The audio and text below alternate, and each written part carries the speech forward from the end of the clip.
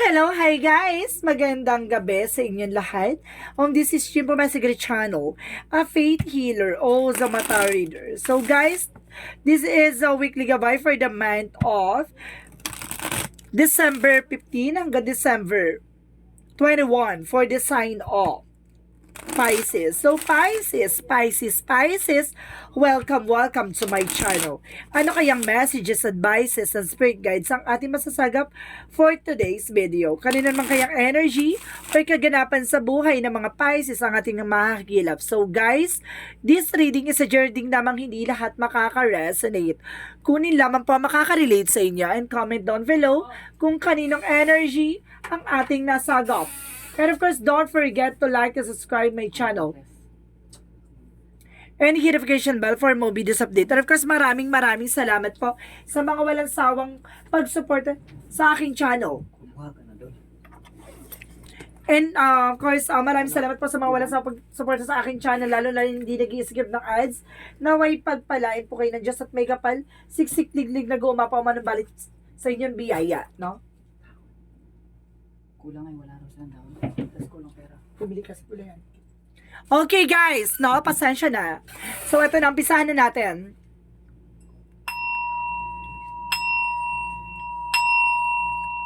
Angel Spirit Messages give me an information for the sign of Pisces. Angel Spirit, please give me information. Get me information. Okay, there is an information by the justice. So, ibig sabihin, hustisya. So, may karma. Unang baraha, so excitement. No? Excited, no? Parang nakaka-excite tong eksena na to. Kumbaga, sinasabi sa'yo dito na parang may hustisya, no? Parang, kumbaga, there's a karma talagang nandito, no? Yung mga bagay na ginawa at nagkaroon ng cause and effect sa'yo, no? Maaaring bumalik na sa kanila at maaaring talaga makuha mo yung hustisya dito. Additional messages. And there's an 8 of swords, no guys? There's a lot of negativities around you. Ibig sabihin dito, there's a lot of toxicities, no? Kumbaga sinasabi dito na kailangan mong kumawala, no? Sa negativity. Kailangan mo na mag-move on at kailangan mo lakasan ang pakiramdam mo. Marami sa paligid mong nega, toxic. And of course, guys, there's a 8 of Wands. So, there's a fast communication and fast movement. No, ibig sabihin dito, no, may mga bagay na parating sa yung mensahe or message or email. Maging aware ka lang, no? Yung mga matatanggap mong message or email. And of course, there's a 3 of Pentacles. And of course, there's a collaborations or something teamwork, no? At sinasabi dito sa you guys na, kumbaga, lakasan mo ang iyong, kumbaga, pakiramdam, no? Kumbaga, there's a right way or something na decisions na kailangan mong gawin. Additional messages. And of course, sinasabi din dito, guys, there's the lovers. So, there's a love life here. Now, there's a unified love or there's a deep soul connections. And of course, there's a chariot. Now, there's an action. So, ibig sabihin dito, kumbaga, may paggalaw na ng baso. Excuse me. So, let's see what is the justice card. Let's see what is the justice card. So, there's a 6 of Pentacles. So, ibig sabihin dito, magkakaroon ka na ng, kumbaga, magtutuloy-tuloy na rin about sa finances. Diba? Kumbaga, justice will be served. Naaring may nagbigay sa in something delays or something na, kumbaga, sinabotahe ka dito sa pagdating sa finances or something dinaot, no? Kumbaga, may mga tao dito sa iyo parang, kumbaga, sinabotahe ka pagdating sa pagkakaperaan or negosyo or trabaho mo. Or sinasabi sa'yo dito na maaari magtutuloy-tuloy na about sa pera sa'yo. At yung mga bagay na nawala sa'yo, no? At yung mga taong gumawa sa'yo ng hindi maganda na para matanggal ka sa trabaho or para maalis ka sa sitwasyon mo pagdating sa finances. Or may gumawa sa'yo ng kabalastugan kaya parang tumumal or bumagsak yung negosyo mo. So, big sabihin there's a justice for babalik sa kanila yung ginawa nila, no? So, let's see what is the 8 of Swords. Or parang sinisiraan ka, parang gano'n. Meron ako nasa-sense dito, parang sinisiraan ka.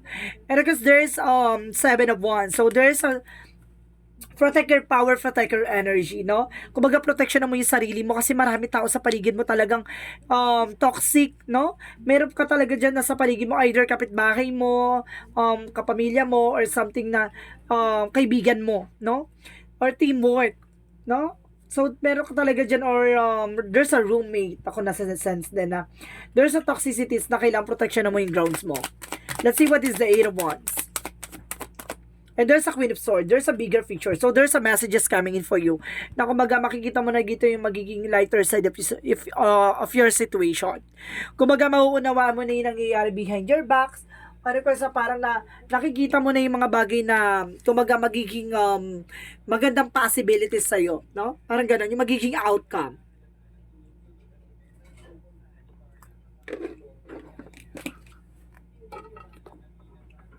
Okay. So, let's see what is the Three of Pentacles. And of course, guys, there's Knight of Wands. So, there's a slow and steady. Kumaga, nagkakaroon ka ng signs or synchronicities pero kailangan mo munang gamayin, no? Pakiramdaman. Kumbaga, mamaya, patibong yan. Kaya gano'n. Kumbaga, kailangan maging aware ka. And of course, there's a Queen of Wands. So, there's a stability and control, no? Dapat kontrolin mo yung temper or something, pagiging mainitin ng ulo. No? Pagdating sa love life, no? Kumbaga, magkaroon kayo ng balance sa inyong love life na, kumbaga, yung emotions nyo, no? Kumbaga, magkaroon ng respect and of course, magkaroon ng discipline sa isa't isa. So, let's see what is the Chariot card. And of course, there's an Eight of Cups. So, there's an information dito na there's a letting go, no?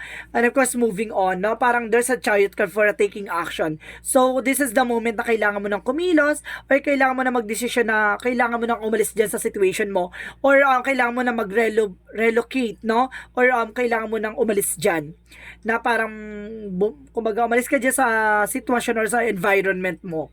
Parang ganun. Or sa trabaho mo or sa paligid mo. No? And of course, there's an angel's number, guys, ha? There's an 888. So, there's an abundance coming in for you.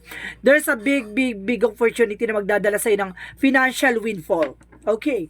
So, let's see what is the Justice and of course, the Six of Pentacles. And because there's a Seven of Cups. So, there's a lot of opportunities coming in for you. Ito na yung sinasabi dito na sa likod ng mga bagay na ginawa sa'yo, no? Kumbaga, nagkaroon ng delays, cancellations, and of course, parang nag-trigger to ng kahirapan, and of course, pagkalugi mo. And of course, sinasabi sa'yo dito na, kumbaga, lahat ng bagay na ginawa sa'yong masama, babalik sa kanila yan ng masama. And of course, magiging blessed ka dito at the moment. Ibig sabihin, lalakas ang negosyo, trabaho, financial mo, lahat ng papasok na resource of income sa'yo lalakas. Kasi there's a Seven of Cups, maraming opportunity na papasok sa'yo like a resource of income. So, let's see what is the Eight of Swords and of course the Seven of Wands. Let's see what is the Eight of Swords and the Seven of Wands.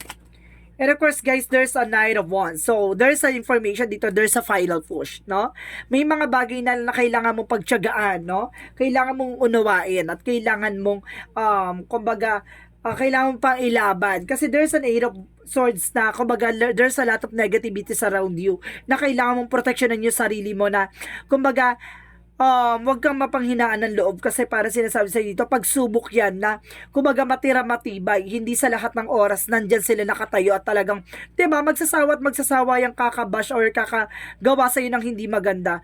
Hindi naman sa lahat ng oras at panahon magtatagumpay sila sa ginagawa nila, diba? Kumbaga sinasabi sa dito, tumayo ka, ipagpatuloy mo yung ginagawa mo at kumbaga gawin mo sandigan ng ating Panginoon at ating mga gabay na kumbaga panghawakan mo sila na hindi ka makakaalis dyan sa, kumbaga, dyan ka lang sa pwesto mo at hindi ka aalis at hindi ka talaga matatalo, parang gano'n.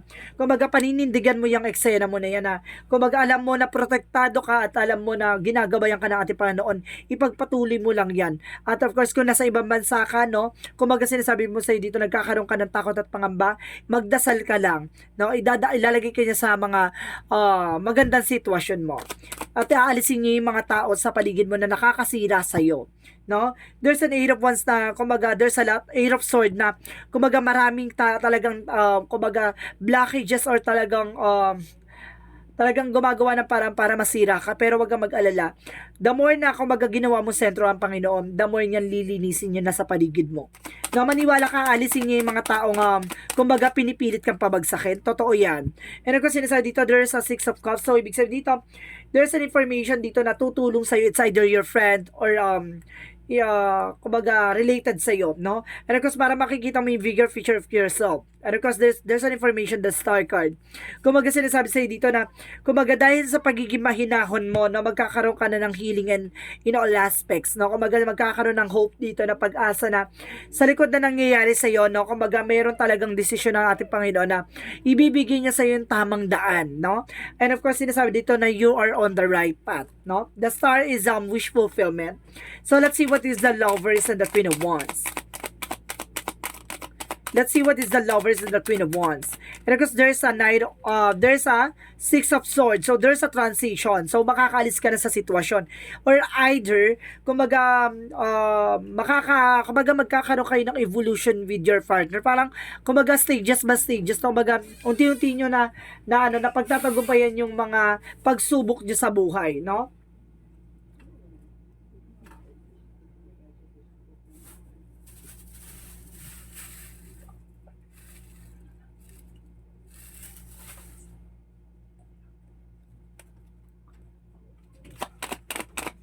There is a Chariot card and of course the Eight of Cups.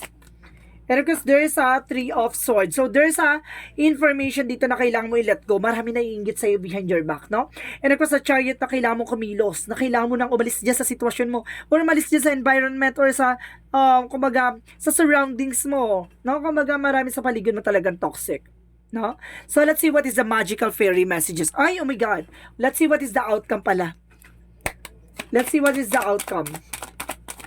Ang pinaka-outcome is the Death card. So, there's a transformation na parang mababago na dito. Parang magsisimula ng panibagong chapter ng buhay mo dito. And because there's Page of Swords, get more information, no?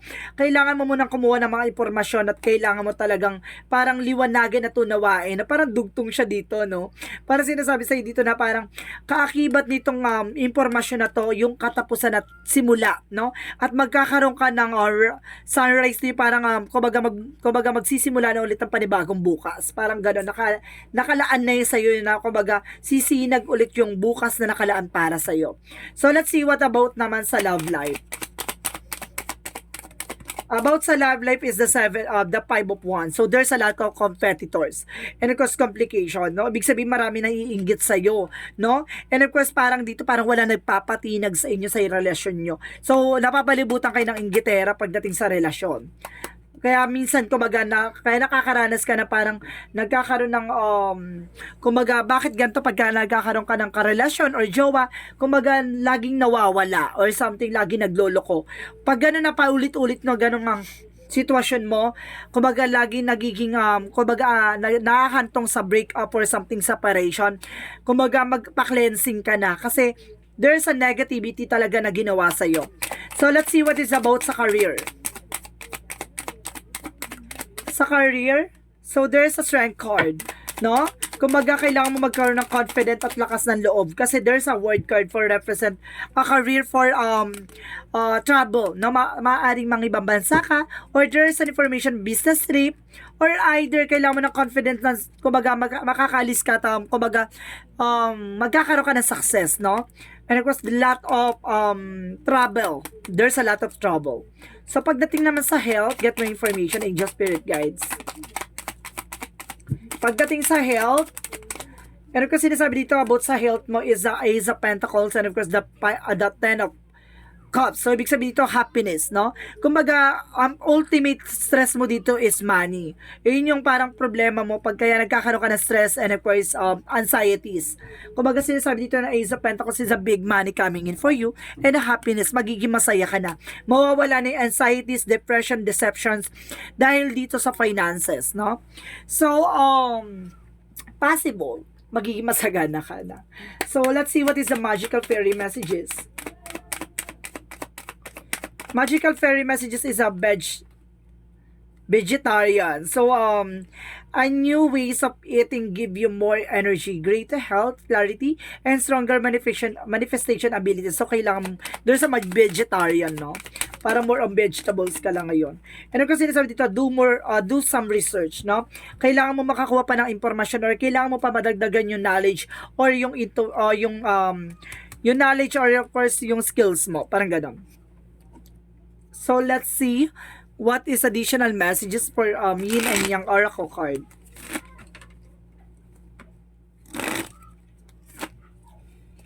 Let's see what is the yin and yang oracle card.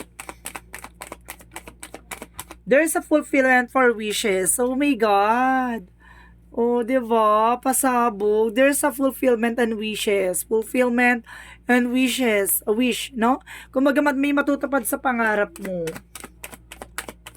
Parang see, there's parang meron dito na parang, kumbaga, merong inaano dito na genie in the bottle, no?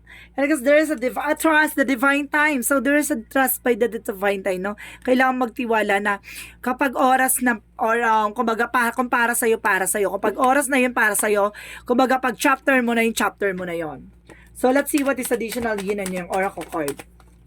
And of course, there's a yin and yang for past and lack for suffering. So, ibig sabihin dito, it's either ex ng person mo or ex mo or something na nagbibigay na suffer sa'yo. Na kumbaga, merong gumagawa talaga dito ng hindi maganda sa'yo. So, let's see what is Archangel Raphael. Let's see what is Archangel Raphael messages for you.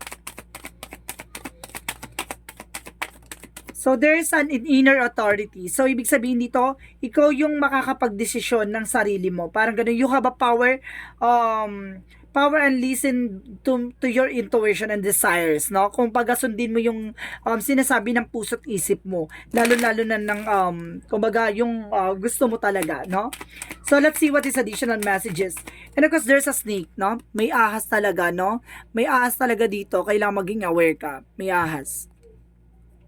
So, let's see what is additional messages. And there's a boundaries. So, kailangan mo talaga mag-set ng boundaries dito. There's a boundaries. Or clear mo yung boundaries mo. Yung sa paligid mo. Sa madaling salita, yung surroundings. Yung nasa paligid mo yan. Yung kailangan mong linisin. And of course, there's a creations, no? Kumbaga, makakapag-create ka ng magagandang opportunity sa'yo at magandang eksena, no? So, let's see what is additional messages for angel spirit guides. Additional messages. There's a music. Some of you kumbaga, itong music na to makakatulong sa'yo to relieve your stress, no? For healing kasi yan. And of course, there's a children. Some of you may mga anak na, no? May mga anak na, of course, na, kumbaga, there's a children involved, no? Kumbaga, naapektuhan yung mga anak mo or bata, ganon. Mga bata, ganon, guys. So, let's see what is additional messages for angel spirit. And there's a discipline. So, kailangan mo magkaroon ng disiplina, no? Sa sarili mo, sa kung ano man ang ginagawa mo. Nang sa ganon ay, kumbaga, mapagtagumpayan mo yung mga plano mo sa buhay mo. Diba?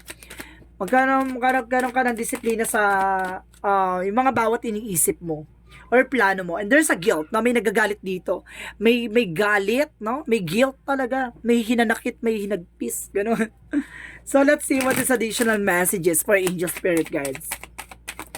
And of course, guys, there's a star ancestors, no? Kumbaga, there's a hidden secret. So, may mga sekreto nga, di ba? Mabubunyag. At kumbaga, may mga bagay na nakatago na kumbaga, maliliwanagan ka na. So, let's see what is the energy.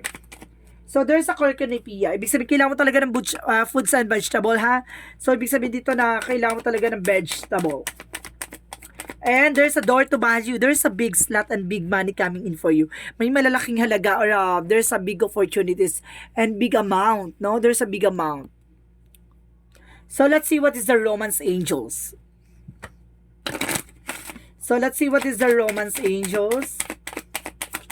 So, there's an finances and career. Wow! Financial issue are factor in your love life right now, no? Talaga nakaka-apekto daw talaga yung love life nyo, no? Naapektuhan yung love life nyo ng finances and career. Ayun yung malaking factor na yan, yung finances and career nyo. So, let's see what is Archangel Michael. Messages. Anong chika ni Archangel Michael? a favorable outcome. So this is the moment na papabor na sa'yo, no? Talagang sasang-ayon na sa'yo yung kapalaran dito. And of course, you're on the right path. My goodness. A favorable outcome at papabor na sa'yo ang eksena. So, ibig sabihin dito, you got it all. You got it all. Ganon, no? Kuha mo. Kuha mo. So, let's see what is the chakra.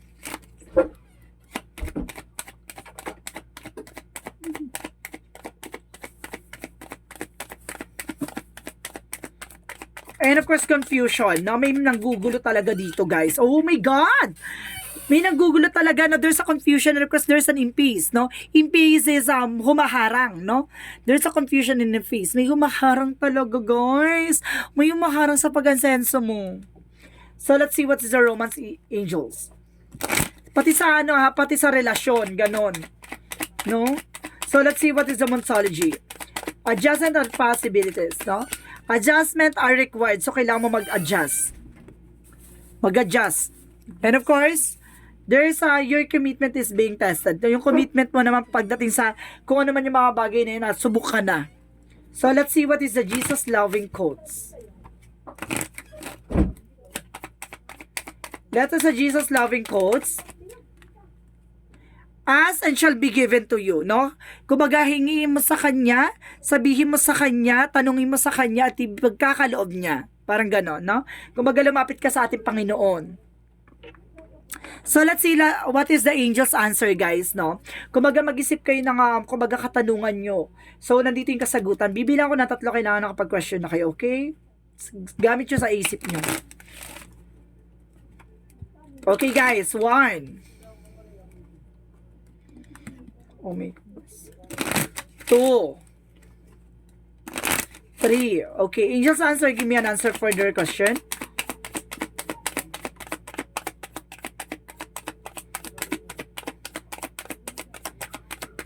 Angel's answer, give me an answer for their questions. One more card. Angel's answer, please give me an answer for their questions.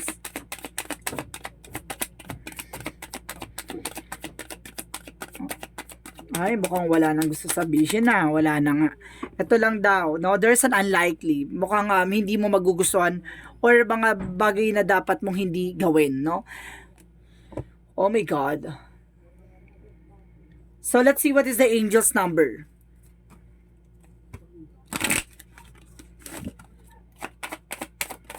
So, there's a 999, no? I am unique. So, sinasabi dito, guys, take the past for your lesson and leave it where it belongs. So, you can make the best of the life that is still waiting to be fulfilled by only you. So, ikaw daw makakagawa ng paraan para maging matagumpay ka, no?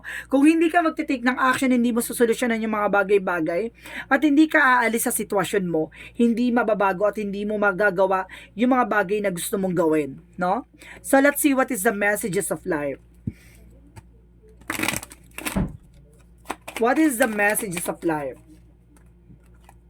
So, there's an achievement. So, unti-unti mo na natutupad nawa, no?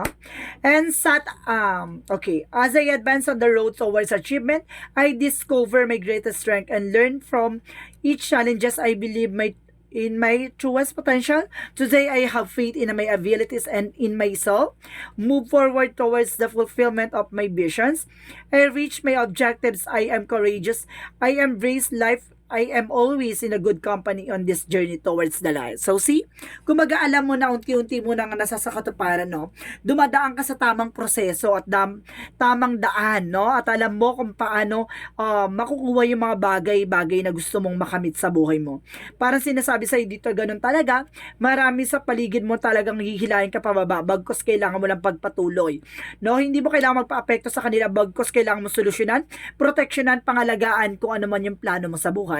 So, this is a weekly gabay for the month of December. December 15 hanggang December 21 for the sign off. Pisces. So, Pisces, maraming salamat for your wonderful reading. So, once again, this is Chin Rodriguez from my Esagada channel, a faith healer o Zamata reader. This reading is a general reading lamang, hindi lahat makaka-resonate.